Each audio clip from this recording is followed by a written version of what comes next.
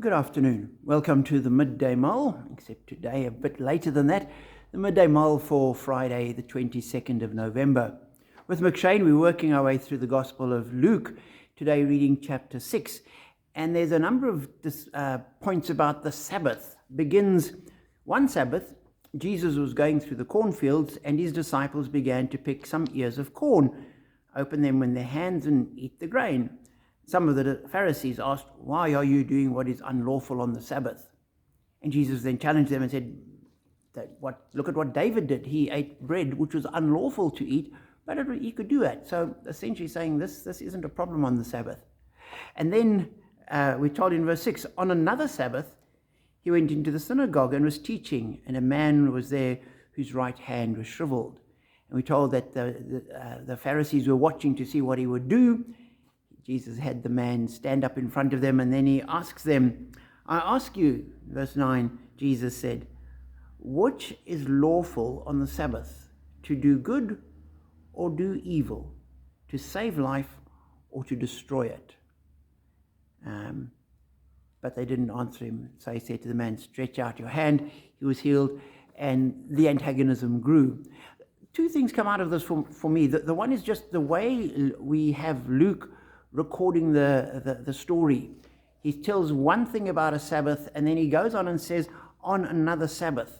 He was putting those two stories, incidents from Jesus' life together, because they were related by theme, not because they were sequential. This wasn't on this Sabbath and the following Sabbath or the next day, or there's no time scale in this. It is one incident on a Sabbath and another on a different Sabbath, but it's an incident on a Sabbath.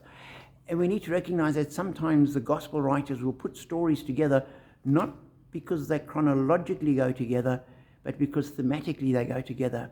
And so we'll also sometimes find that there will be differences between the gospels because the gospel writers are combining things with different ideas and different intentions as they do it, under the supervision of the Spirit, of course. And so we have this teaching about the Sabbath.